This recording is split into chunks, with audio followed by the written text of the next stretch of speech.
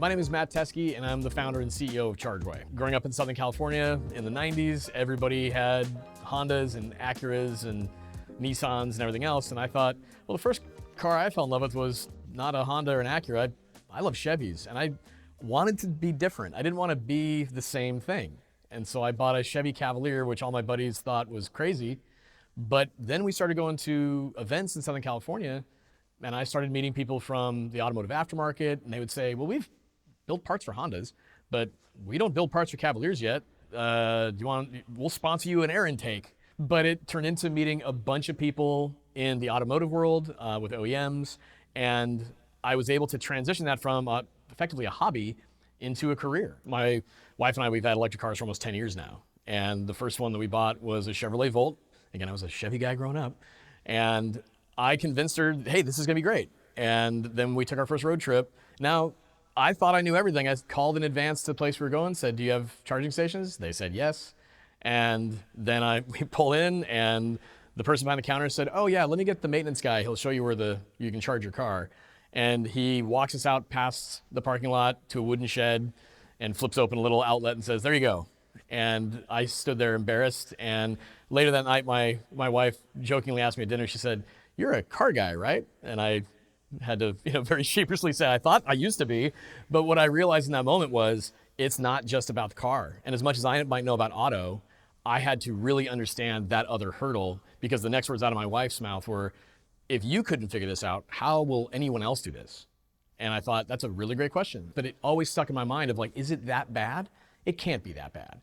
And the answer is, yeah, there's a massive educational and communication gap around you're using a new fuel. But then it turned into researching the industry and understanding, is there a path forward to make this easier? And here we are almost 10 years later, and it's better, but there's still a lot of hurdles about how we help people see how electricity as a fuel fits in their life. We were doing a lot of research before we even launched Chargeway as a platform, as software, as an app, you name it. But conceptually, it really boiled down to, who's confused about this? And you can look at the studies, groups like Sierra Club, for example, that have done secret shopping for EVs, and they will go into buy an electric car, and they will get pushed into a gas car. And the response in that situation by groups like the Sierra Club is that, well, dealerships hate electric cars. And my response is, no, that's not how sales works. They just want to sell what's going to make them money. If they knew how to sell an electric car, they'd sell you one, but they don't know how. And it's not because it's a car, it's because of the fuel. And so the dealers didn't know how to explain that. We did all of our research, and they pointed that out to us. They said, we don't know how to talk about the plug. How do you explain that to anybody? And there's no education around that, because the auto sector has never really had to educate on fuel either. So we have a B2B experience where auto and energy are not communicating well on how to work together. We then have consumers who are saying, we're on the receiving end of that lack of communication, so we don't even know how to trust this unless we decide to dive in and learn it all on our own. And up until recently, there really wasn't a lot of reasons to be motivated around that for average people. But when gas prices spike, sure, people will get more interested to dig in. But then what happens when they dig in? They find themselves looking at information saying, this is complicated, and I've got to figure this out, and it's kind of a pain. And you can see it every day on social media. Somebody buys a brand new electric car, they're on an owner's group on Facebook or something on Twitter, they will show up at a charging station and say, this is the wrong plug, or why am I still standing here forever? I thought this was a fast charger. There's evidence constantly around how we need to simplify that. The research is already there. Even in California, 1 in 5 electric car owners decided to basically say, I'm going back to gas. That's in California. They have more charging stations than like the entire country, basically. So one of the things we hear quite often is that people need to learn the units when it comes to kilowatts and kilowatt hours and amps and volts, et cetera. And in our research, we found with non-EV owners that when it comes to products that they love and use regularly, they don't necessarily know the units or what a unit might even mean. Good example is in our research asking people, what kind of gas do they use? First word that comes to their mind, they would use words like regular or premium. But then if you ask them what octane number they use, it just went all over the map. They didn't know. And that means that they're not understanding octane. They just know there's a button there. And part of what's happening is you have engineers who are coming up with all this technology that are brilliantly making it happen. And then what's happening is someone says, well, we have to figure out how to explain this to the public. And so then they will either go to their in-house marketing teams or they'll work with their advertising agency and say, we need to tell the public what this is. And the problem is most advertising agencies and most marketing professionals will say, well, what are you trying to sell? Tell us what you're trying to sell. And then the engineers will say, okay, this is a J1772 7.2 AC kilowatt connector, and this is a 150 kilowatt DC fast charging CCS SC combo connector. And the marketing folks go, you guys really? Like, can we rename that? But they're not even asking that question. They're just like, you want us to put that in the marketing? Okay. And most ad agencies, they will just say, you're paying us. Like, we'll do our best to make a story around that thing. And the engineers just go, yeah, because that's what it is. But that doesn't work. You have to be more thoughtful around it, because that's not going to translate to the public, especially when the competitive product is called regular. And so initially it started out with just identifying, different plug types with color, because it seemed to make the most sense and no one else was doing it. It was, how do we make it rudimentary for average people? But then it became clear that you had to match the power level of your vehicle's capability to the power level of what the station was putting out. So right there, if you're trying to promise someone an exact kilowatt, it's a moving target.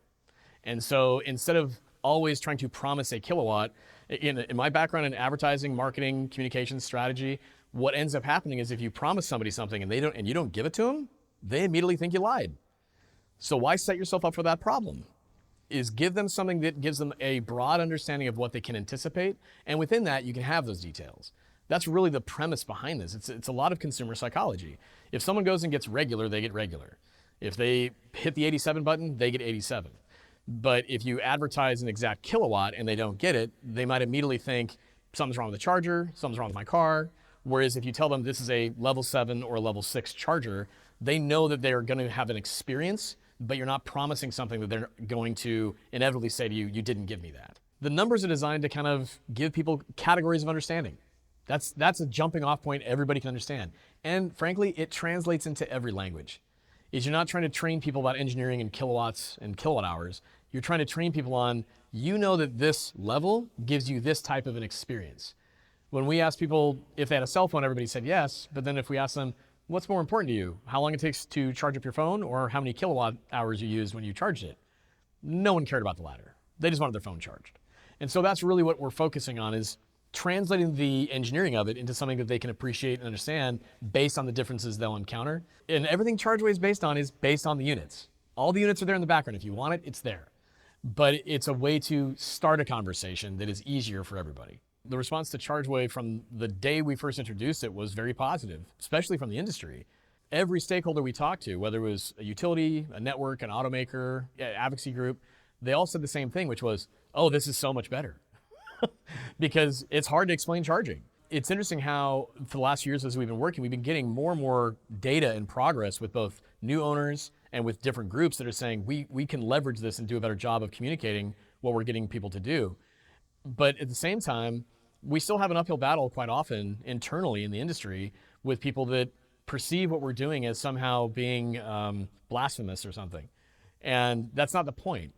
We're trying to help, is to say, if you're gonna have a conversation with people that aren't as passionate about this, as you just sprinkle something into the conversation that makes it easy for them to understand. And then if you wanna dive into the details, go for it. If they ask more questions, give it to them. But they may not necessarily respond that way. So I think response-wise, again, we get more users every day on our platform. We're growing more programs with our utility partners regularly because we have the evidence that this is helping us bridge the gap between early adopters and innovators into what is the mass market. And frankly, my position is to just say, for all of you that are passionate about EVs, we're here to help. We want to help grow that as fast as possible. And in the world of communication, you have to make things easy to understand if you're going to reach more people, and that's what we're trying to do.